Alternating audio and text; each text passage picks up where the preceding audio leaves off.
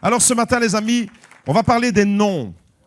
On va parler des noms, l'importance des noms dans la Bible, l'importance de respecter la juste et la bonne terminologie, l'importance d'appeler les choses, d'appeler les lieux, d'appeler les personnes par leur nom. Vous savez, Dieu accorde une grande importance au nom. On va découvrir tout ça tout au long de ce message et on va se laisser porter et on va voyager dans la parole de Dieu. J'ai un cousin qui n'était pas très brillant à l'école. Je ne vais pas dire son nom parce qu'il nous suit peut-être, mais en tous les cas, en sicilien on dit « mangua brodo ne voleva ». Ça veut dire qu'il ne voulait rien savoir de l'école. Alors, il n'était pas brillant, forcément, il ne ramenait pas des bons bulletins à la maison. Et un jour, il revient à la maison avec un bulletin, malheureusement, son bulletin, il était catastrophique. Mais vraiment, le pire bulletin que vous pouvez ramener à la maison. Je m'adresse aux parents. Vous imaginez votre enfant, il revient à l'école, mais vraiment, il y avait pratiquement que des I. Alors, I, ça veut dire insuffisant. Et il y avait très peu, je crois qu'il n'y en avait qu'un, de TB. TB, vous savez que ça veut dire très bien. Alors, son bulletin, il était rempli de I et il avait juste en éducation physique, je crois, très bien. Et voilà qu'il revient à la maison et il apporte son bulletin à mon oncle et il lui montre son bulletin. Alors, évidemment, son papa, qui venait de Sicile et ça faisait pas longtemps qu'il était en Belgique, le français, voilà, il était un peu en difficulté. Et mon cousin, même s'il n'aimait pas l'école, mais c'était un filou. Et il a réussi à faire croire à son père que les I signifiaient intelligent et que les TB signifiaient très bies. Alors, son père a pris le bulletin, il dit « C'est quoi tous ces I? C'est quoi tous ces I ?»« Ah, papa, tous les I, ça veut dire que le professeur, il dit que je suis intelligent. Intelligent en mathématiques, intelligent en français, intelligent en histoire, intelligent en géographie. » En fait, il était insuffisant sur toute la ligne. Et un TB. Et ça, le TB, c'est quoi? Ben, c'est très bies en éducation physique. Très bien, ça veut dire que je dois faire des efforts pour m'améliorer. Et ça va. Et c'est comme ça qu'il a détourné le sens des noms, le sens de la terminologie que les profs avaient utilisée sur leur bulletin. Alors, c'est peut-être arrivé à quelqu'un parmi nous, et je ne vais pas demander qu'on vous levez la main ce matin, mais il sera question de respecter la terminologie, le choix des noms que Dieu a utilisés. Vous allez voir où je veux en venir. Et le thème de mon message ce matin, c'est « De Luz à Bethel », deux noms. De Luz à Bethel, du naturel au surnaturel, de l'ordinaire à l'extraordinaire. Alors dans la Bible, eh bien, le nom il est lié à une destinée prophétique. On ne choisit pas dans la Bible le nom d'un enfant comme ça par hasard parce qu'on a regardé dans un beau catalogue et on se dit « Tiens, je suis enceinte, il est temps quand même, je suis arrivé à mon 4e mois, il est temps quand même qu'on choisisse le prénom pour notre bébé. » Alors on va regarder, maintenant on n'a plus les catalogues en papier, maintenant on va sur Internet et puis on regarde et quand un nom, ou alors il y a toute une génération de Dylan autour de nous ou de Kevin. C'était la période des feuilletons américains de Beverly Hills et on a vu apparaître des Brenda, on les a jamais entendus ces noms, mais c'était les feuilletons qui donnaient un peu les noms, les prénoms aux enfants. Aujourd'hui, on a Internet, on va regarder Internet et puis on aime bien le nom. Des fois, on ne sait même pas ce que le nom signifie, la signification du nom. Et c'est comme ça qu'on se retrouve avec des noms un peu bizarres des fois et on se dit, mince, si j'avais su la signification, j'aurais pas donné ce prénom à mon enfant.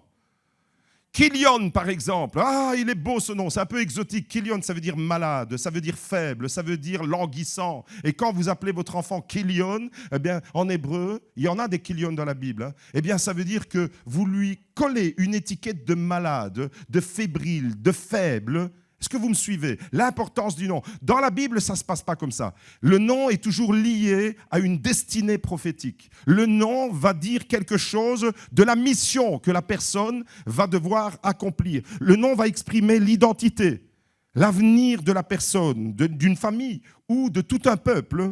Le nom, c'est l'intimité, c'est l'appartenance même. On appartient.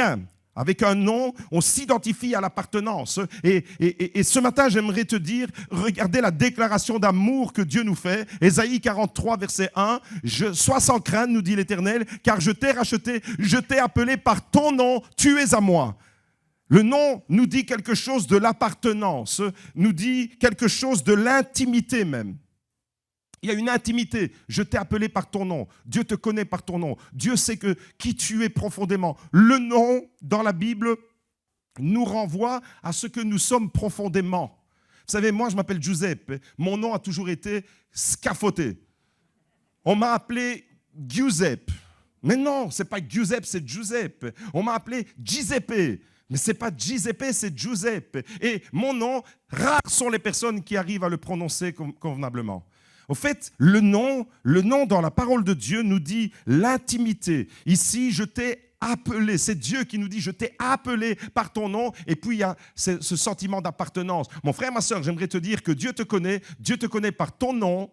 Mais quand il est question du nom, ce n'est pas simplement l'étiquette. Il te connaît, il connaît ton identité, il connaît ton code ADN, il sait qui tu es profondément dans ta psychologie, dans tes craintes, dans tes peurs, dans tes angoisses. C'est tout ça, c'est ta personnalité. Le nom révèle la personnalité. Je t'ai appelé par ton nom, tu es à moi. Ça, c'est l'appartenance. Tu appartiens au Seigneur. Et donc, le nom, c'est l'intimité, l'appartenance. Le nom d'un enfant qui doit naître est lié à sa destinée prophétique. Et en Matthieu 1, verset 21, l'ange qui révèle la naissance de Jésus à Joseph et à Marie va dire ceci, tu lui donneras le nom de Jésus. En hébreu, tu lui donneras le nom de Yeshua, car c'est lui qui sauvera son peuple. Le nom de Jésus est associé à son programme. Le nom de Jésus, qui veut dire l'Éternel qui sauve, il est associé à la mission que Jésus va accomplir. Tu lui donneras le nom de Jésus, car c'est lui qui sauvera son peuple. En fait, il y a un jeu de mots en hébreu, parce que Jésus, c'est Yeshua, et le salut, c'est Yeshua aussi. C'est la racine du verbe yasha. Et on est en train de parler ici de la destinée. On est en train de parler de la mission que Jésus a accomplie à la perfection. Actes chapitre 4, verset 12 nous dit « Le salut ne se trouve en aucun autre, car il n'y a sous le ciel aucun autre nom. » Dites-le avec moi. Aucun autre nom donné parmi les hommes par lequel nous devions être sauvés. Nous sommes sauvés par un nom et ce nom c'est Jésus. C'est le seul, c'est l'unique sauveur. Il n'y en a point d'autre. Et le seul nom qui nous a été révélé par le ciel pour que nous puissions être sauvés, c'est le nom de Jésus. Vous vous rappelez, Matthieu chapitre 1, verset 21, l'ange dit à Joseph, tu lui donneras le nom de Jésus, car c'est lui qui sauvera son peuple. Et ici, acte 4, verset 12, va dans la même trajectoire. Marc chapitre 16, verset 17, à la fin du ministère de Jésus, voilà ce que Jésus laisse comme parole aux disciples. En mon nom, encore une fois, il est question du nom. En mon nom, ils chasseront les démons, ils parleront de nouvelles langues, ils imposeront les mains aux malades et les malades seront guéris. Au nom de Jésus, on entre dans la bénédiction. Au nom de Jésus, on est sauvé. Au nom de Jésus, on est guéri. Au nom de Jésus, on parle de nouvelles langues. Au nom de Jésus, on entre dans la bénédiction de Dieu. Je veux entendre Amen ce matin. C'est le nom de Jésus. C'est le seul nom. Il n'y a pas un autre nom qui peut nous permettre d'entrer dans ces bénédictions. Philippiens chapitre 2, verset 9. C'est pourquoi aussi Dieu l'a souverainement élevé et lui a donné le nom qui est au-dessus de tout nom. Dieu lui a donné le nom qui est au-dessus de tout nom, afin qu'au nom de Jésus, tout genou fléchisse dans les cieux, sur la terre et sous la terre, et que toute langue confesse que Jésus-Christ est Seigneur, à la gloire de Dieu le Père. Vous avez compris que c'est le nom qui est efficace. C'est le nom de Jésus qui est efficace pour être sauvé. C'est le nom de Jésus qui est efficace pour nous bénir. C'est le nom de Jésus qui est efficace pour nous faire entrer dans les bénédictions de Dieu. C'est le nom qui détient l'autorité et c'est le nom qui révèle l'identité. Ça veut dire quoi? Ça veut dire que si vous essayez de chasser des démons au nom d'Albert, ça ne marchera pas. Au nom d'Albert, je te chasse. C'est qui Albert? Au nom de Bernard, je te chasse. C'est qui Bernard? Et vous pouvez faire ainsi tous les noms et tous les prénoms, le tien et le mien, ça ne marchera pas. L'efficacité pour entrer dans la victoire, c'est le nom de Jésus. Tu lui donneras le nom de Jésus, car c'est lui qui sauvera son peuple. Le nom, vous avez compris, c'est le dévoilement d'une destinée. C'est tout un programme. Et Jésus a toujours été parfaitement aligné avec sa destinée. Jésus n'a jamais dévié de la trajectoire du nom qu'il a reçu, qui définissait son programme. Le nom va définir ta mission. Le nom va te faire entrer dans l'appel. Dieu te dit, je t'appelle par ton nom. Dieu te connaît intimement. Et vous allez voir où on va en arriver. Au fait, Jésus est toujours resté aligné avec sa destinée. Et c'est pour ça que le nom de Jésus est efficace. C'est pour ça que les démons tremblent devant le nom de Jésus. C'est pour ça que nous terminons nos prières en disant « Au nom de Jésus, je prie, mais pas en mon nom, mais je prie au nom de Jésus. » Et quand tu dis « Je prie au nom de Jésus » et que tout le monde répond « Amen », c'est comme si Jésus lui-même avait fait la prière à ta place. Et vous savez que quand c'est Jésus qui fait la prière, il est toujours exaucé. Jésus a toujours été exaucé. Ça veut dire que quand tu pries au nom de Jésus, c'est un peu comme si Jésus présentait ta prière au Père. Et puisqu'il est toujours exaucé, eh bien, tu peux t'attendre à être exaucé aussi. L'importance d'entrer dans le nom de Jésus. L'importance de vivre avec le nom de Jésus. Et Jésus est resté aligné parfaitement à sa mission et parce que son nom correspond parfaitement à son identité. Le nom de Jésus nous dit quelque chose de ce qu'il est, mais de ce qu'il accomplit également. Mais dans nos vies, ça ne marche pas toujours comme ça. Vous l'avez compris. Des fois, nos vies, et même souvent nos vies, ne sont pas alignées avec notre destinée. Ça veut dire qu'il y a un appel sur chacune de nos vies. Dieu nous appelle, Dieu nous a tracé une destinée. Mais malheureusement, nos vies, telles qu'elles se déploient, les choix que nous prenons, les orientations que nous donnons à nos vies, les moments de difficulté qui nous orientent dans une direction, eh bien tout ça va nous éloigner de la trajectoire que Dieu avait tracée devant nous. Jésus ne s'est jamais détourné de la trajectoire, de la destinée prophétique qui était liée à son nom. Mais nous, on ne peut pas dire autant. Pourquoi? Parce que nos vies, des fois, elles dévient. Parce que nos vies, des fois, elles nous éloignent. Alors, quand nos vies, elles changent un peu de trajectoire, eh bien, Dieu, il est obligé de changer ton nom. Quand tu t'éloignes un peu de la trajectoire que Dieu avait donnée à ta vie, il va y avoir un changement de nom. Et quand le changement de nom, alors, vient de Dieu, c'est pour te propulser ou pour te réaligner avec ta destinée prophétique. Et on va découvrir ça dans plusieurs exemples de la parole de Dieu. Quand Dieu change le nom d'une personne, c'est pour le propulser dans une destinée prophétique. Par contre, le diable, qui est le singe de Dieu, le diable lui aussi va essayer de changer le nom. Le diable va essayer de mettre des étiquettes et c'est chaque fois pour te détourner de ta destinée. Le diable va essayer d'attaquer ton identité profonde. Par exemple, à l'époque du prophète Daniel, on assiste à une tentative d'effacement identitaire. Et comment est-ce qu'on va procéder? Daniel était accompagné de 3 amis, ils étaient tous les 4 juifs de Jérusalem. Les trois avec Daniel s'appellent Anania, Michaël et Azaria. Ce sont des noms hébreux, ils ont tous une signification profonde et ils étaient programmés par Dieu pour une destinée glorieuse. Dieu leur avait donné ces noms parce que le nom, vous l'avez compris jusqu'à présent, il nous dit quelque chose de la trajectoire prophétique et de la mission qu'il devait accomplir. Mais voilà qu'un roi, le roi de Babylone, du nom de Nebuchadnezzar, va venir à Jérusalem, détruire le temple de Jérusalem et emporter des Juifs, déporter des Juifs à Babylone. Et quand ils arrivent à Babylone, d'abord il choisit l'élite, les jeunes. Et la Bible nous dit qu'il va choisir des jeunes de belle apparence, avec un beau visage. C'était des adolescents, des beaux gosses, on va dire, et des personnes qui avaient un potentiel. Dieu leur avait donné ce potentiel. Et l'ennemi, regardez la stratégie de l'ennemi. C'est qu'il va prendre Daniel, il va prendre Anania, il va prendre Michaël, il va prendre Azaria. Premièrement, il va les déraciner. Il va les amener loin de Jérusalem, à Babylone. Et là, les Babyloniens, ils vont faire quelque chose d'ignoble. Ils vont vouloir effacer leur identité. Et en effaçant leur identité, effacer et les faire dévier de leur trajectoire glorieuse et prophétique que Dieu leur avait assignée. Et c'est comme ça que les Babyloniens vont changer le nom de Daniel, ils vont l'appeler Belshazzar. De Hanania, ils vont l'appeler Shadrach. Michaël va s'appeler Meshach et Azaria Abednego. On vient de changer les noms. Pourquoi? Pour te faire dévier de ta trajectoire. Alors, il y a Dieu qui change le nom pour te ramener dans ta destinée prophétique, mais il y a l'ennemi qui peut essayer de t'effacer. Effacer ton nom, effacer ton identité. Et les 3 qui étaient destinés avec Daniel à un avenir glorieux, eh bien, l'ennemi va essayer non seulement d'effacer leur identité, mais encore leur destinée. Mais pour Dieu, Daniel reste Daniel, Anania reste Anania, Michaël reste Michaël et Azaria reste Azaria. Restez dans les noms que Dieu nous a donnés. Et quand alors Dieu change le nom d'une personne, le nom d'une personne va le propulser dans sa destinée prophétique. Et c'est comme ça que dans la Bible, on a plusieurs exemples. Quand Dieu change le nom d'Abraham, il va l'appeler d'Abraham il va en faire Abraham. Vous savez que Dieu a changé le nom d'Abraham en Abraham. Abraham, ça veut dire A-B-R-A-M, ça veut dire père élevé.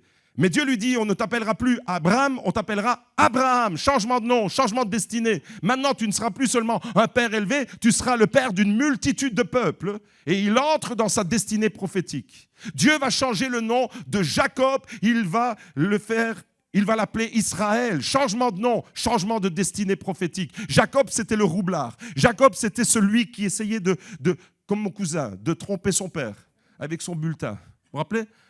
Ça, c'est un peu Jacob. D'ailleurs, le père de mon cousin s'appelle un peu Jacob, mais je n'en dirai pas plus. Petit clin d'œil. Bon, pardon, cousin. Je ne vais pas dévoiler ton identité. Dieu change le nom de Jacob et il l'appelle Israël. Jacob le roublard, l'usurpateur. Jacob celui qui va talonner son frère Ésaü. Jacob celui qui va voler la bénédiction de son frère, qui va tout faire pour rouler dans la farine son frère. Un jour, Dieu va le rattraper et il va lui changer son nom.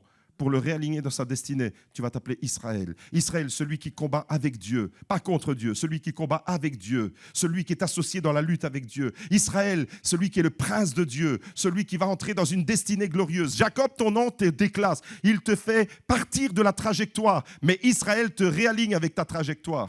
Et puis, vous connaissez cette histoire, Jésus qui change le nom de Simon, on ne t'appellera plus Simon, mais on va t'appeler Pierre, car ce que tu viens de dire, ce n'est pas la chair et le sang qui te l'a révélé, c'est mon Père qui est dans le ciel qui t'a révélé qui je suis. Et quand Jésus dit, au dire des gens, qui disent-ils que je suis ?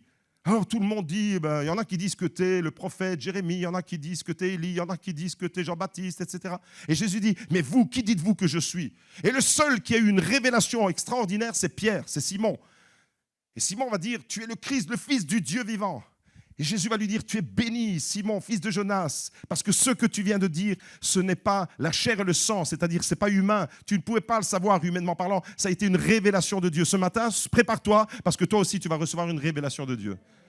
Et cette révélation de Dieu, eh bien, on ne t'appellera plus maintenant Simon, mais on va t'appeler Pierre, car sur cette pierre, ce que tu viens de dire, je vais bâtir mon église. Il y a une construction solide sur ta confession de foi. Ta foi va te permettre de construire quelque chose de solide. Je te le déclare ce matin, ta foi en Jésus-Christ, dans le nom de Jésus, va te permettre de construire une vie stable, une famille stable, des projets, un avenir merveilleux. Pourquoi ? Parce que tu restes dans la trajectoire du nom. Vous avez compris ? Et je pourrais passer en revue 1001 choses. Il y a des noms. Il y en a tout plein dans la Bible. Destinée prophétique. Abraham devient Abraham, destinée prophétique. Jacob devient Israël, destinée prophétique. Simon devient Pierre, destinée prophétique. Et c'est vrai pour des personnes, mais c'est vrai aussi pour des lieux. C'est vrai aussi pour des villes, des endroits, des territoires. Et en Genèse 28, au verset 19, la ville de Luz va devenir Bethel. Et on y arrive au titre du message. De Luz à Bethel, de l'ordinaire à l'extraordinaire, du naturel au surnaturel. La ville de Luz qui devient Bethel. La même ville, elle va devenir Bethel suite à quelque chose, à un épisode destiné prophétique. Alors Luz en hébreu, ça représente ce qui est fermé, ce qui est naturel, sans vie apparente, ce qui est perverti même, ce qui n'est pas encore au bénéfice de la révélation de Dieu. En fait, Luz, ça nous parle un peu de qui nous sommes, nous, quand nous ne sommes pas avec Dieu, quand nous ne marchons pas avec Dieu, quand l'Esprit de Dieu n'est pas en nous. On est des luz, on est des losers même. Beau jeu de mots entre l'hébreu et l'anglais. Quand tu restes dans la situation de lose, pour ceux qui connaissent l'anglais, tu deviens un loser, un perdant. Et lose, ça représente celui qui s'égare aussi. La racine lose, c'est ce qui est perverti, ce qui s'égare.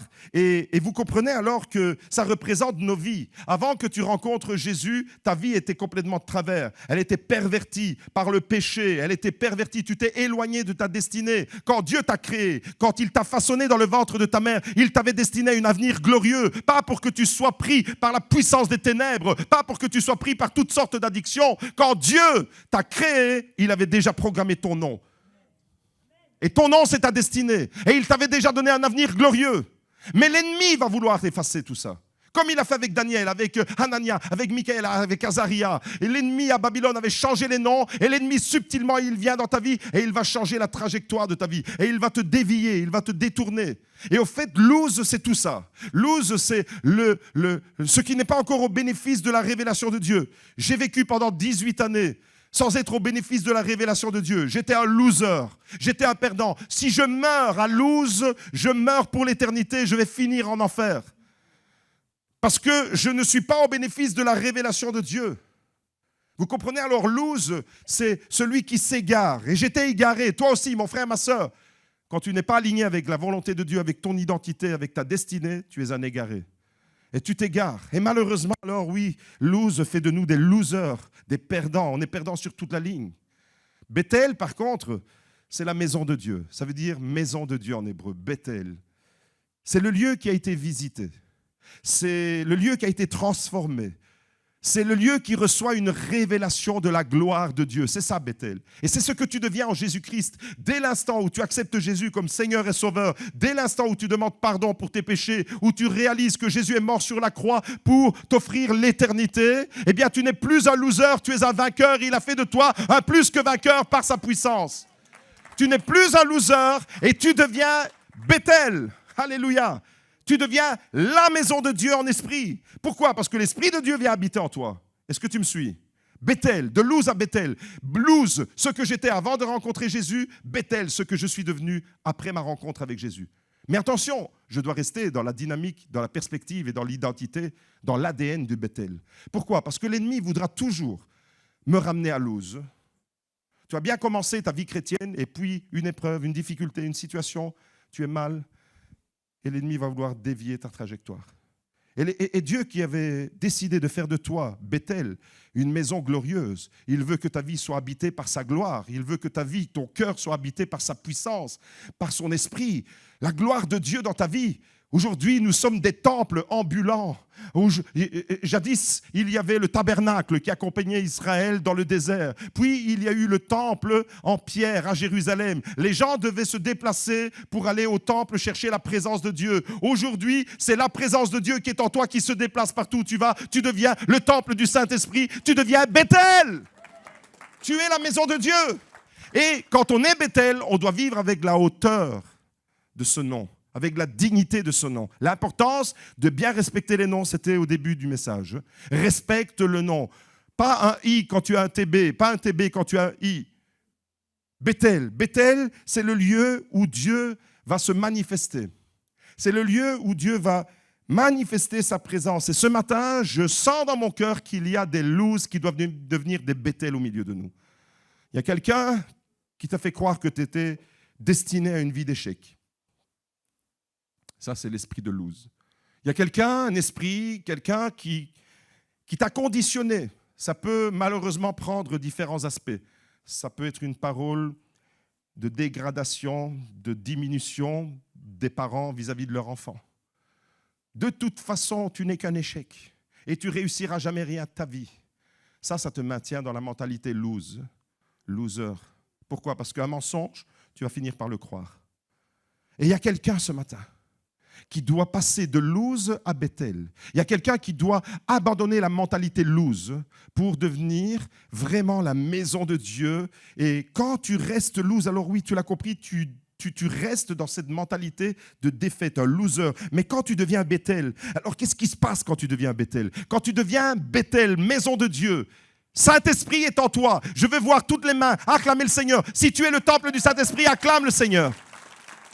Mon frère, ma soeur, j'aimerais te dire ce matin que quand tu deviens Bethel, tu mènes des combats, tu remportes des victoires, tu fais tomber des murailles. Oui, tu entres dans le plan de Dieu merveilleux et tu alignes ton identité avec ta destinée parce que Dieu t'a donné un nom. C'est bon, hein? T'es pas un loser, dis-le à ton voisin, t'es pas un loser.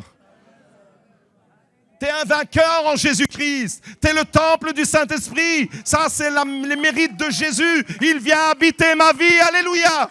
Christ en moi, l'espoir de la gloire. Christ est en moi, l'espoir de la gloire. Je ne vais pas vivre avec la tête baissée. Je ne vais pas ramper dans la vie. Non, je vais avoir la tête haute. Pourquoi? Parce que je suis Bethel. Parce que l'Esprit de Dieu habite en moi. L'ennemi voudra te tirer par terre. et te faire croire que tu es un loser. Non. Dis non, je ne suis pas un loser. Non, je ne suis pas un loser. Je suis Bethel, destiné à quelque chose de glorieux. Quand tu deviens Bethel, alors oui, tu connais la richesse et la gloire de sa maison. La gloire de Dieu, elle t'est accessible parce que tu peux entrer dans le lieu d'intimité parce que le voile est déchiré. Quand Jésus est mort, il te donne un libre accès. Tu vas chercher les trésors de la gloire de Dieu. Ça, c'est quand tu es Bethel. Quand tu es à Luz, tu ne peux pas.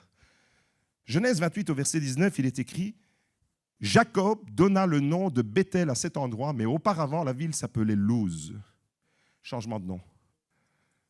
Changement de nom, pourquoi? Qu'est-ce qui se passe? Il y a une expérience extraordinaire que Jacob va vivre et je souhaite de tout mon cœur, je prêche et je prie pour vous, pour que cette expérience, vous puissiez la vivre aujourd'hui, 1er février 2026, au GLC Beaudour. Luz, c'était un lieu anonyme, un lieu fermé.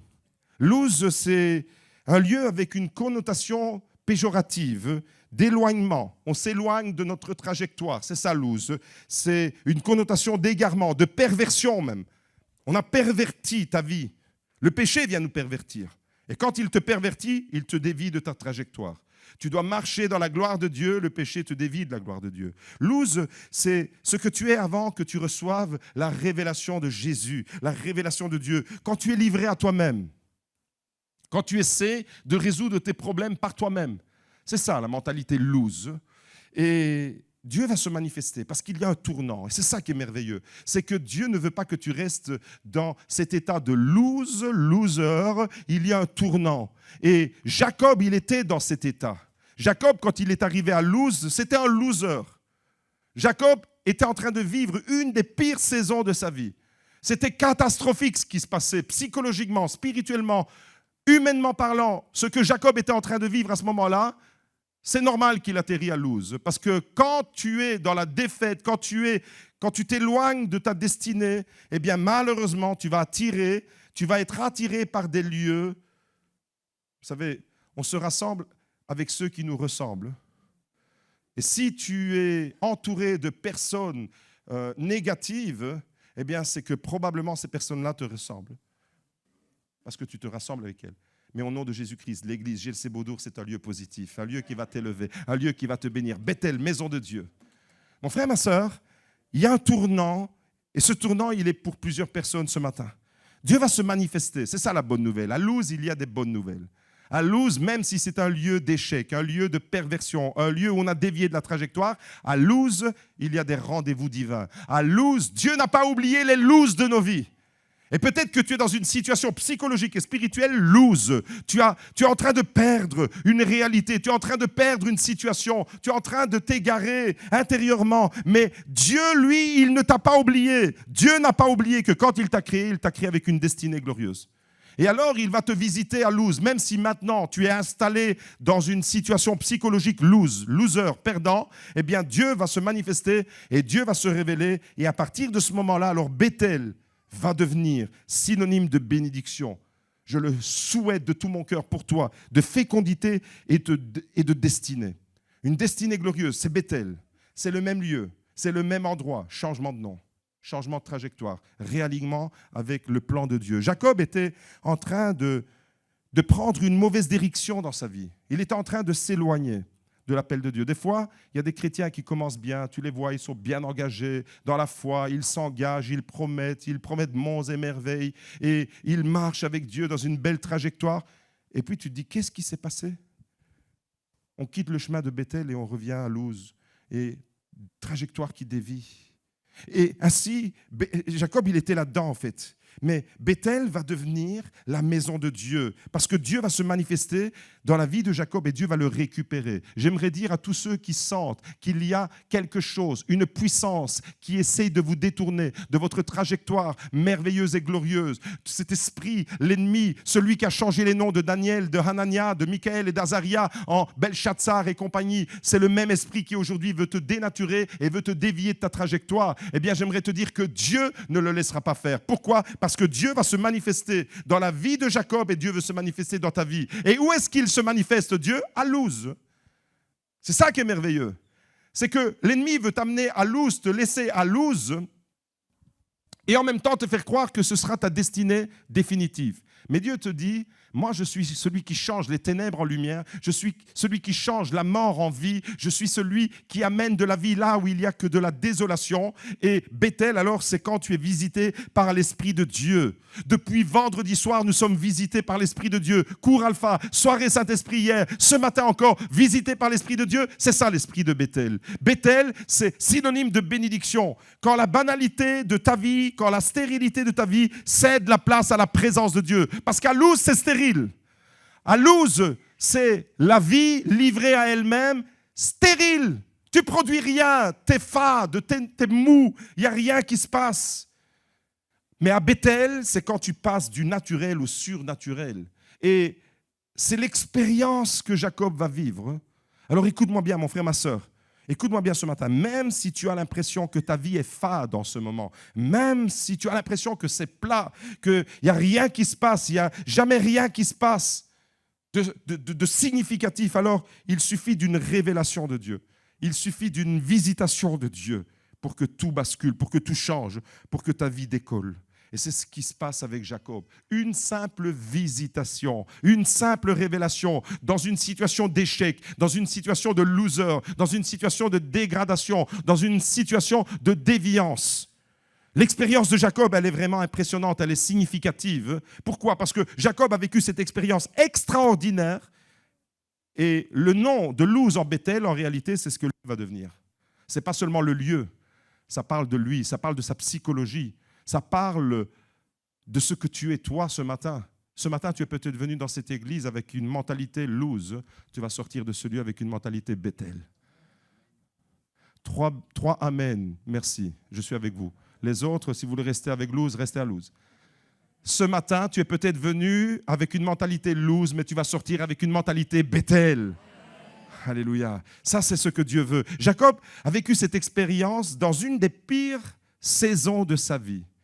Peut-être que tu es en train de traverser une des pires saisons de ta vie. Tu es dans une situation où tu ne comprends plus rien. Il y a tout qui a été brouillé.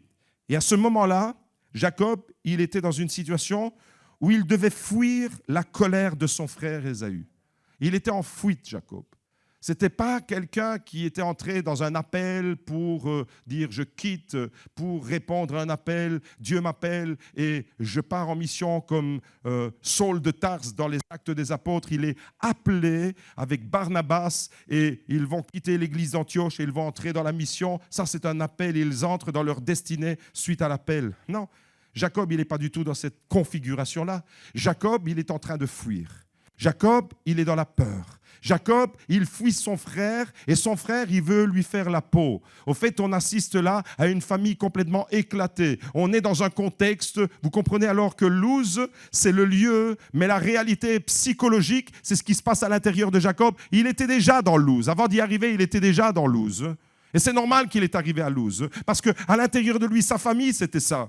Au fait, Jacob va quitter sa famille, sa terre, et la promesse que Dieu avait faite, parce que Dieu avait fait une promesse à Abraham, à Isaac, à Jacob et aux descendants, une terre sur laquelle les descendants allaient vivre, la terre d'Israël. Mais il va fuir la colère et on découvre ça, la détresse de Jacob. Regardez, ça nous est présenté, on est là dans une famille, on assiste à un scénario familial catastrophique. 2 frères, 2 jumeaux. Normalement, les jumeaux sont les personnes les plus complices de la terre. Les parents qui ont des jumeaux, ils les habillent avec les mêmes vêtements. Quand un jumeau, il a mal quelque part, l'autre le ressent.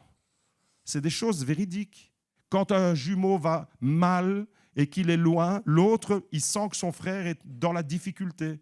Et tous les jumeaux, je ne sais pas s'il y en a au milieu de nous, est-ce que vous avez des jumeaux? Eh bien, les jumeaux ont grandi avec cette sensibilité-là. Mais Jacob, lui, dès le départ, Jacob, le nom, un usurpateur, un roublard, celui qui va talonner son frère. Et regardez alors le résultat. Il va voler la bénédiction de son frère, le droit d'aînesse, il va la voler.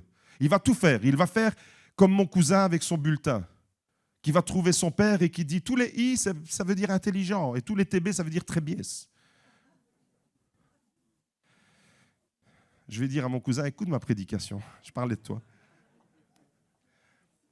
Jacob, il était dans cette tromperie. Il va tromper son père, se faire passer pour son frère, pour recevoir la bénédiction. Donc on est dans une histoire de tromperie familiale entre frères.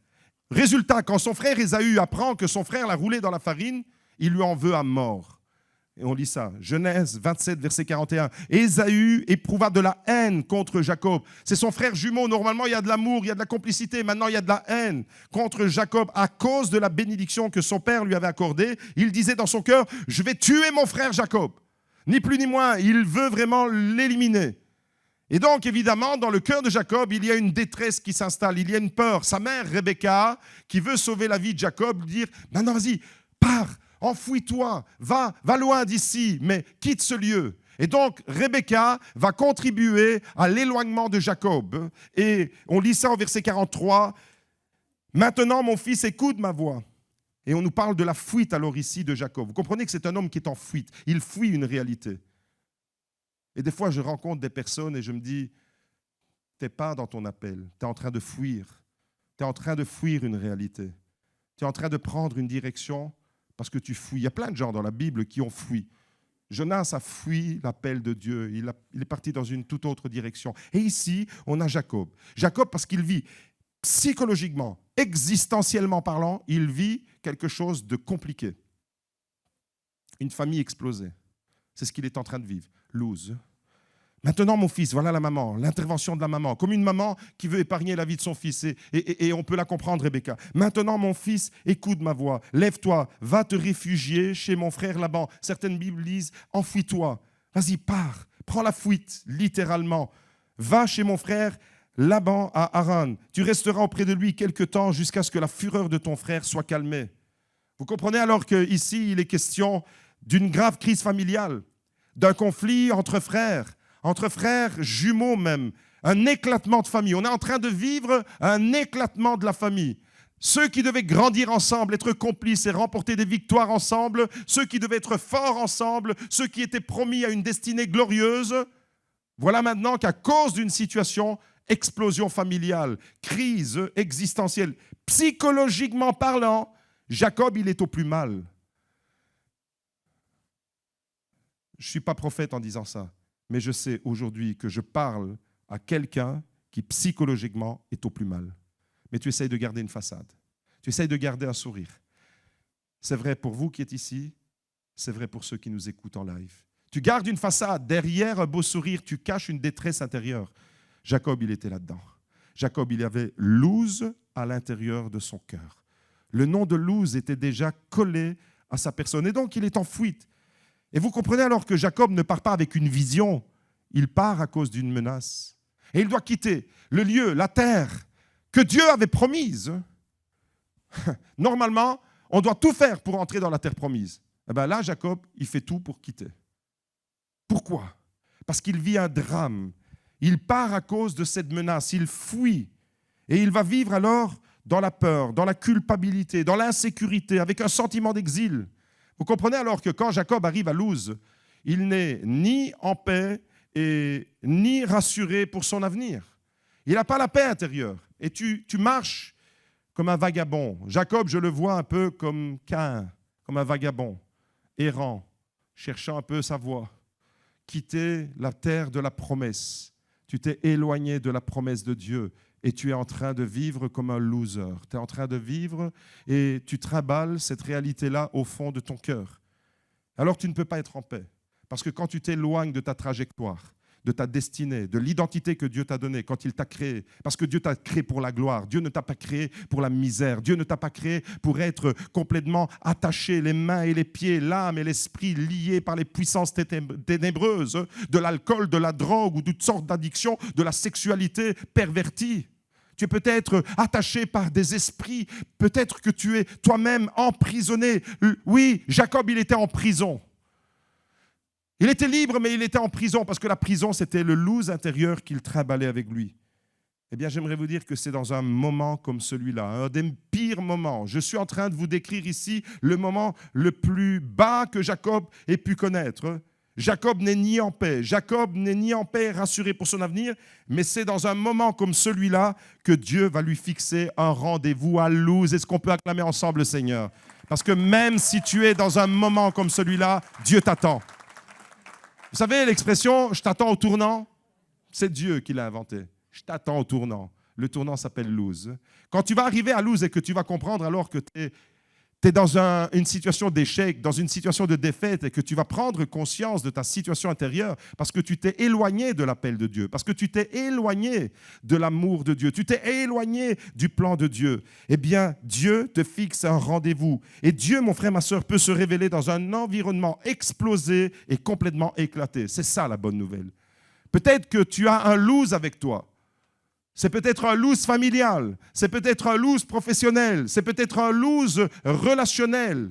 Et tu as un lose, tu as manqué quelque chose et tu t'en veux. Jacob, à un moment donné, j'imagine que dans son chemin d'éloignement, il était en train de réfléchir à toutes ces bêtises, à tous ces mauvais bulletins, à chaque fois qu'il avait trafiqué le I en TB et le TB en I.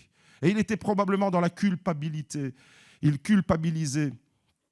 Quand tu es dans cet esprit, quand tu es psychologiquement dans cet état-là, tu ne peux pas être en paix. Et Jacob n'avait pas la paix. Mais Dieu veut lui donner la paix. Et c'est ça qui est merveilleux. C'est que Dieu l'attend au tournant, et ce tournant, c'est lose. Il va se révéler. Dieu peut se révéler.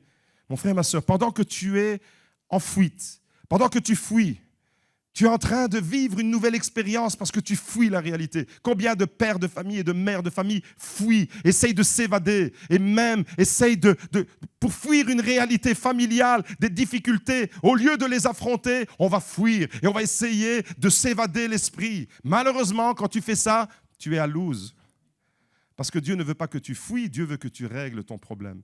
Et ton problème ne sera jamais réglé tant que tu ne vas pas réaligner ta vie avec son appel. Et c'est pour ça que Dieu va lui fixer un rendez-vous à Luz. Mes amis, c'est tellement profond ce que je suis en train de vous dire. Je ne sais pas si vous réalisez la profondeur parce que je suis en train de parler des mécanismes psychologiques qui vous emprisonnent, mais qui peuvent aussi vous libérer. Et c'est la puissance de l'amour de Dieu. C'est le rendez-vous que Dieu te fixe à Luz. Parce que l'ennemi voudrait te faire croire qu'à Luz, c'est fini, tu es mort. Si tu es à Luz, tu es condamné à mort, à perpète. C'est fini, tu n'as plus d'avenir. Et Luz, eh bien, l'ennemi veut mettre une pierre définitive. Mais Jacob, il va dormir sur la pierre de Luz. Il va mettre sa tête dessus. Et après, il va mettre de l'huile et il y a une onction. Et Luz va devenir Bethel. Pourquoi? Parce que Jacob va être au bénéfice d'une révélation.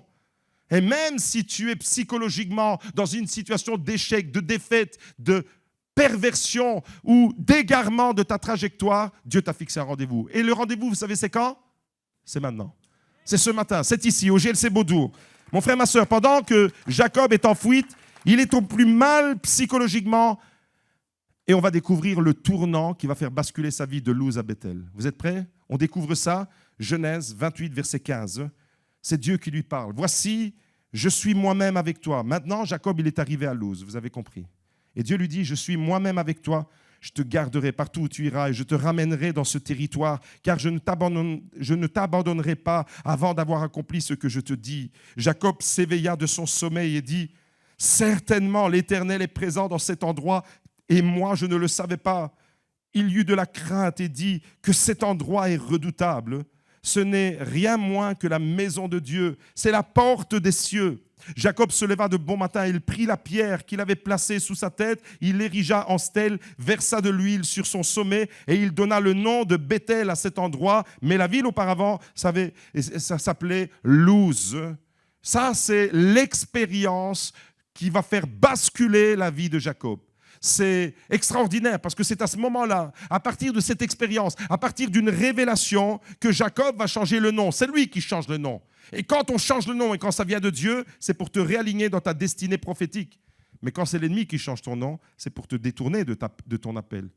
Et ici, Jacob va donner le nom de Luz, il va l'appeler Bethel. De Luz à Bethel, je termine avec 3 leçons principales pour nous ce matin. Première leçon, ça nous parle de quoi tout ça? Première leçon, numéro 1, la détresse n'empêche pas la révélation de Dieu dans ta vie. C'est ça que ça m'apprend. Luz à Bethel. La détresse dans laquelle tu es, ça n'empêche pas Dieu de se révéler dans ton cœur. Peut-être que tu es dans la détresse et tu te dis, je suis tellement dans la détresse que Dieu ne peut plus rien faire, que Dieu ne peut plus me parler, Dieu ne peut plus se révéler. Jacob, il est dans la détresse. Mais là, il va être au bénéfice de la révélation de Dieu. Au fait, quand Jacob arrive à Luz, il est seul. Peut-être que tu te sens seul. Tu te sens incompris, incomprise. Tu es seul, c'est la nuit pour Jacob, c'est la nuit dans ton cœur. Il a peur, peut-être que tu as peur toi aussi. Il est anxieux, il angoisse, il sait que son frère lui en veut à mort. Il part à cause d'une menace.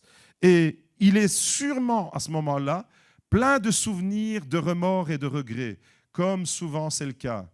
On peut se trimballer à 40 ans, 42 ans, 43 ans, 45 ans, 50 ans, 65 ans, avec des souvenirs plein la tête et des regrets à en mourir, des remords. Si seulement j'avais bien négocié à ce moment-là, si seulement je n'avais pas fait le con, si seulement je n'avais pas déconné, si seulement j'étais resté dans la trajectoire de mon appel, si seulement j'avais répondu.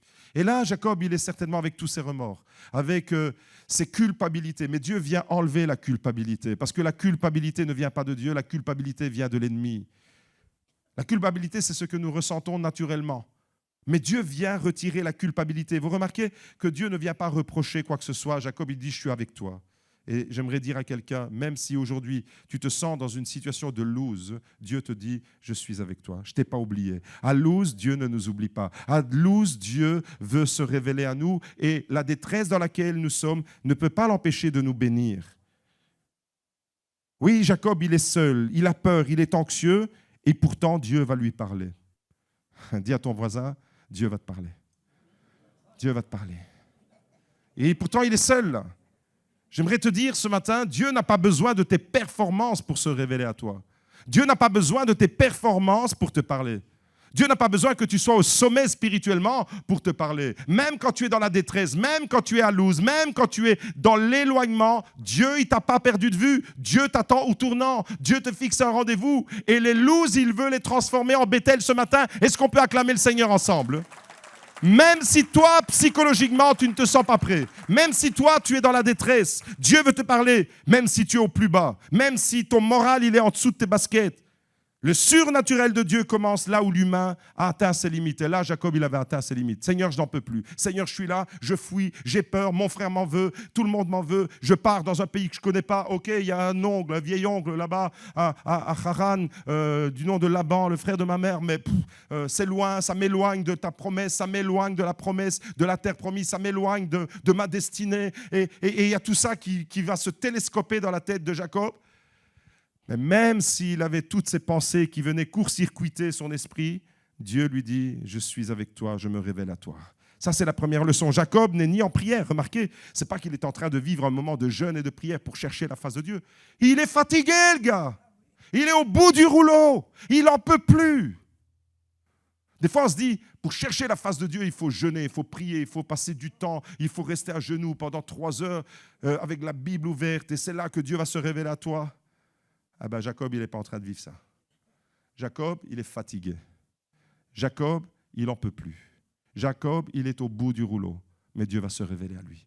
Je dis à quelqu'un ce matin, tu es fatigué, tu n'en peux plus, tu es au bout du rouleau, mais Dieu va se révéler à toi. Dieu va se révéler à toi même quand tu n'en peux plus. Et souvent, ça arrive. Et ça n'arrive pas qu'à Jacob. Vous et moi, on a déjà vécu ces expériences. Dieu vient me chercher quand je suis fatigué. Dieu vient me chercher quand je suis épuisé. Dieu vient me chercher quand j'en peux plus. Dis-le, Seigneur, j'en peux plus, mais je sais que tu es là. Seigneur, je suis à loose, mais je sais que tu es là. Et tu vas changer ce loose en Bethel, je le sais, parce que ton esprit est en moi, parce que tu ne m'as pas oublié. Mon frère, ma soeur, quand tu tournes en rond dans la vie, quand tu tournes en rond et quand tu as le sentiment de ne pas voir l'issue du tunnel, la fin de tes problèmes, quand tu culpabilises à cause de certaines erreurs de ton passé, une visitation, une expérience et tout peut changer. Une visitation de Dieu, une visitation du Saint-Esprit, une caresse de Dieu, une parole de Dieu, un regard d'un frère, d'une sœur, plein de compassion, plein d'amour, une visitation toute simple, la présence de Dieu et ton univers peut s'illuminer. L'ennemi avait éteint la lumière, Dieu va réactiver la lumière. De Luz à Bethel, des ténèbres à la lumière, de l'ordinaire à l'extraordinaire, du naturel au surnaturel. C'est ce que Jacob est en train de vivre, c'est ce que tu vas vivre. Mon frère, ma soeur, des fois, tu n'as pas besoin de grand-chose. Vous savez, dans les églises, des fois, on a tellement compliqué les histoires. Des fois, tu as juste besoin d'une simple visitation. Une visitation de l'esprit. Des fois, c'est tout doux. Ça se passe comme avec Élie, avec un petit vent qui vient l'envelopper. La douceur de Dieu. Et c'est assez pour remettre Élie en marche. Et là, eh bien, c'est assez pour que Luz devienne Bethel pour Jacob. Des fois, on n'a besoin que ça. On ne le mérite pas. Jacob ne mérite rien jusque-là. Jacob, c'est toujours le roublard qui change son bulletin. Cousin, il ne mérite rien. Mais Dieu lui accorde. Et des fois, dans nos vies, on ne mérite rien. Tout ce qu'on mérite, vous savez, c'est quoi? Et bastonnade. Mais Dieu, il nous fait des caresses. Mais Dieu, il nous aime. Mais Dieu est là, dans nos Luz, pour les transformer en Bethel. Luz, c'est la vie fragile, en mode survie. C'est ça, Luz. Vie fragile, en mode survie. Bethel, c'est Dieu qui se révèle dans cette fragilité. C'est pas beau, ça? Dieu se révèle dans la fragilité de nos Luz. Luz et Bethel, c'est le même lieu, vous l'avez compris. Ce n'est pas un autre lieu, c'est le même lieu qui va être transformé par la présence de Dieu. Ta vie, dans ta situation, va changer, pas parce que tu vas complètement disparaître d'ici et aller en Australie. Non. C'est à l'intérieur. C'est le changement. Au fait, pourquoi Jacob a donné le nom de Luz à Bethel à cet endroit? Parce qu'il était en train de le vivre intérieurement. Vous comprenez alors que c'est à l'intérieur. Luz et Bethel, c'est le même lieu. La différence entre les deux, c'est la manifestation et la révélation de Dieu. Deuxième leçon, passer de Luz à Bethel, c'est le commencement d'un processus de transformation. Passer de Luz à Bethel, c'est le commencement. Ce n'est pas la fin, mais c'est le commencement d'un processus. Vous savez, Dieu ne change pas forcément nos situations comme ça, en un claquement de doigts. Dieu ne change pas ces situations-là immédiatement, mais il nous change de l'intérieur. C'est un changement radical. Et il n'y a que la puissance du Saint-Esprit qui agit dans nos cœurs qui peut nous changer radicalement. On ne peut pas changer. La Bible dit, est-ce qu'un Éthiopien peut changer la couleur de sa peau? Est-ce qu'un léopard peut arrêter d'être un léopard, peut changer son pelage? Non. Mais Dieu, lui, il a la capacité de changer. Pourquoi? Parce que c'est la puissance de son esprit qui va habiter en nous. Il faut que le Saint-Esprit soit en toi. Il faut que tu vives avec le Saint-Esprit. C'est pour ça qu'on a mis tout un programme.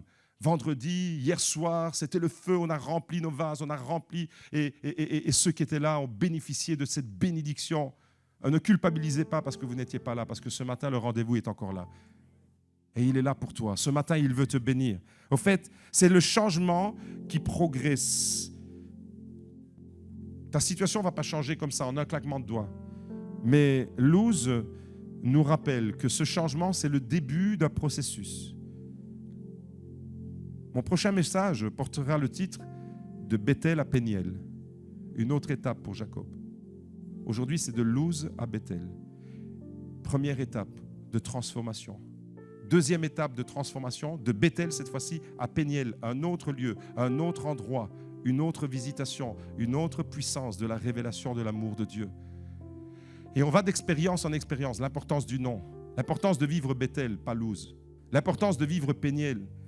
Alors oui, de Luz à Bethel, troisième leçon, c'est une expérience surnaturelle. Vous avez compris qu'il y a des victoires dans nos vies qu'on ne peut pas remporter humainement, avec nos efforts humains seulement. On doit faire des efforts dans la vie. Celui qui ne fait pas d'efforts, c'est un fainéant.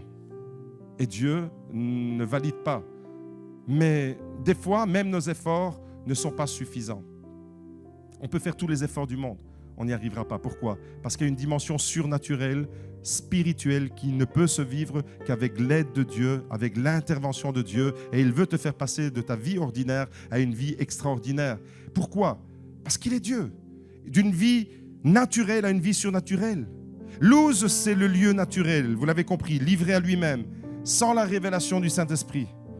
Et c'est ce que nous sommes naturellement quand nous ne sommes pas encore entrés dans la révélation de Dieu. C'est l'image de tous ceux qui sont à Luz, qui avancent sans vision, sans véritable lumière. Tu es dans le brouillard, ta tête est dans la confusion. Mais Luz, ce n'est pas seulement quand tu es loin de Dieu, avant ta conversion, avant de rencontrer Jésus. Malheureusement, Luz, c'est quand tu crois en Dieu, mais il ne se passe rien dans ta vie spirituelle.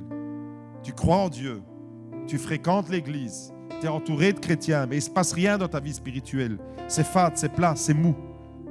C'est ça, Luz. La platitude, c'est mou. Il n'y a pas de relief. Il n'y a pas de pétiment. Il n'y a pas de pouf. Ah, c'est bon, Seigneur. Non, c'est flat. C'est mou. C'est ça, Luz aussi. C'est quand la vie chrétienne ne produit plus rien, quand elle n'est plus féconde. Et de façon assez étrange, quand Jacob va parler de son expérience un peu plus tard, il va rappeler que c'est là, à Luz, qui est devenu Bethel, que Dieu lui a dit « Je te rends fécond ». La fécondité, elle vient à Bethel. Au fait, quand tu es à Luz, tu es plus un fugitif qu'un conquérant. C'est ce qu'il était. Jacob, c'était un fugitif. Il fuyait. Alors que Dieu veut faire de toi un conquérant. Aller conquérir les victoires, les bénédictions, les engranger les unes après les autres. Réaligner ta vie avec l'appel de Dieu. Mon frère, ma soeur, est-ce que tu connais ton nom? Est-ce que tu connais ton nom? Parce que dans ton nom, il y a la destinée. Je ne parle pas du nom que tes parents t'ont donné.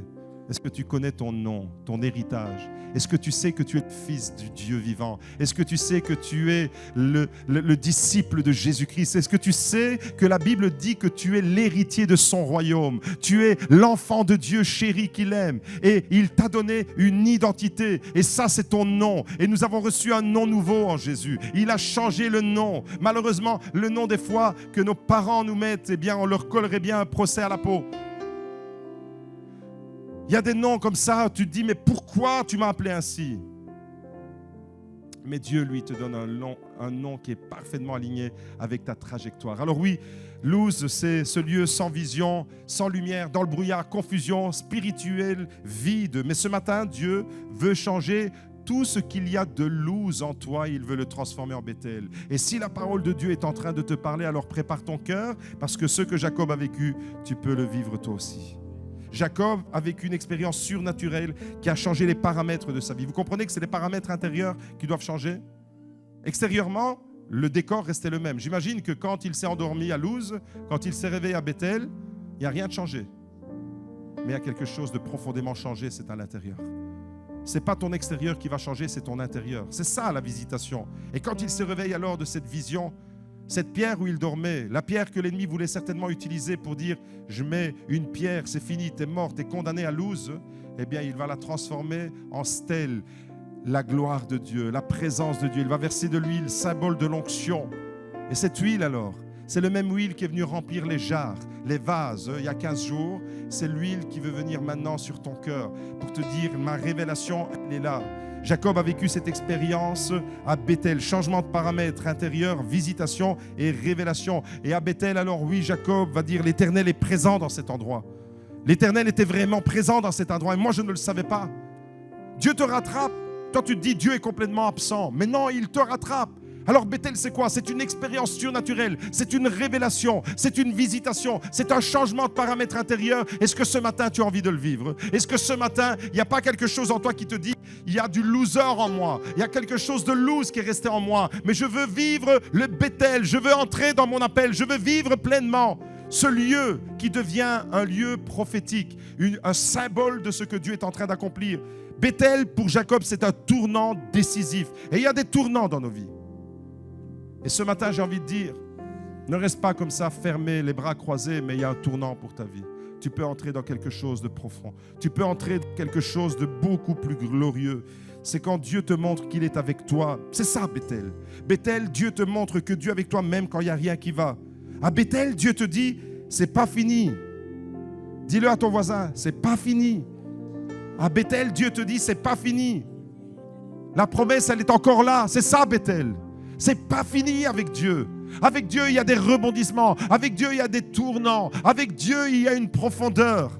Là où l'ennemi veut l'effacer, là où l'ennemi veut enlever ton identité, changer ton nom, changer ta trajectoire et te garer dans une impasse, Dieu te dit, je transforme les impasses et j'en fais des avenues et des boulevards de bénédiction pour mes enfants. Voilà c'est quoi Bethel pour toi. Et ce matin, il te fixe un rendez-vous à Bethel. Je vais faire un appel. Peut-être que tu vis à Luz intérieurement, mon frère, ma soeur. On va incliner nos fronts, on va se tenir debout dans la présence de Dieu. Peut-être que tu as le sentiment de vivoter. Tu vivotes spirituellement. Tu n'es pas aligné avec ton appel. Tu as l'impression d'avancer, mais à petits pas. Tu existes, oui, mais tu résistes plus que tu n'existes. Tu résistes, mais sans révélation. Ce sont les chrétiens qui sont là, fades, sans relief, sans révélation. Tu avances, mais un peu livré à toi-même. Ce n'est pas le Saint-Esprit qui guide tes choix. Ce n'est pas le Saint-Esprit qui oriente tes pas. Ce matin, tu vas passer de Luz à Bethel. Bethel, c'est quand Dieu te remet dans l'axe. Et ce matin, levez les mains avec moi et on va dire, Seigneur, tu nous remets dans l'axe. Je ne vais pas être un trompeur. Restez un Jacob. Parce que ce qui est merveilleux, mes bien-aimés, c'est que ce Jacob-là, il a changé le nom de Luz en Bethel. Mais Dieu va lui changer son nom de Jacob en Israël. Voyez? Et là, alors, il va entrer pleinement dans sa destinée. Est-ce que vous êtes prêts pour dire au Seigneur avec moi, Seigneur, dans ma vie ordinaire, viens mettre ton extraordinaire. Seigneur, transforme mes Luz en Bethel. Je veux entendre l'Église prier les mains levées. Seigneur, transforme mes Luz en Bethel, mes nuits en autel, mon naturel en surnaturel. Seigneur, fais de ma vie la maison de ta présence, le lieu de ta gloire. Et ce matin alors, à tous ceux qui veulent vivre ce changement-là, je vous dis, avancez-vous, quittez le Luz où vous êtes assis et venez devant. Bethel, c'est ici. Bethel, c'est le lieu de l'appel. Bethel, c'est le lieu de ta destinée. Viens, mon frère, ma soeur, tel que tu es. Dieu ne te condamne pas parce que tu t'es retrouvé à Luz, mais Dieu ne veut pas que tu restes à Luz. Dieu veut que tu puisses entrer pleinement dans ton appel et dans ta destinée merveilleuse et glorieuse. Seigneur, dans le nom de Jésus, pendant que tes enfants se démarquent, pendant que tes enfants quittent psychologiquement, spirituellement, un Luz intérieur, tu fais, Seigneur, de tes enfants des Bethel, des maisons de Dieu en esprit, en vérité. Le temple du Saint-Esprit a une destinée glorieuse. Et je déclare, Seigneur, sur ces bien-aimés qui se sont avancés, qui se sont démarqués, je déclare un avant et un après. Je déclare que l'ennemi fait une œuvre qui le trompe. Je déclare que tous les Luz de nos parcours, de nos chemins, de nos existences se transforment en Bethel aujourd'hui, suite à une visitation, une simple visitation, une révélation. Et la destinée de Jacob a changé. Et ce matin, Seigneur, je déclare ta puissance, je déclare ton autorité, je déclare ta victoire sur mes bien-aimés. Merci, Seigneur, de remplir leur cœur de ta présence. Merci, ce que tu as fait avec Jacob, tu le fais avec nous. Tu l'as fait avec nos vies. Seigneur, visite, bénis, fortifie, relève. Jacob s'est réveillé de son sommeil et il est entré pleinement dans son appel. Alors oui, Seigneur, ce matin, je te demande dans le nom de Jésus que personne dans cette église, que personne qui suit et qui écoute ce message ne reste dans une mentalité de loser. Je déclare avec mes frères et sœurs, en Christ, nous sommes plus que vainqueurs par celui qui nous a aimés. Et on va acclamer le Seigneur tous ensemble, le nom qui est au-dessus de tout nom. Le nom de Jésus, celui par lequel nous sommes sauvés. À lui soit la louange, à lui soit l'honneur et la gloire. Alors restez là dans cet esprit de Bethel. Et vous qui êtes là dans le même esprit de Bethel, on va le chanter.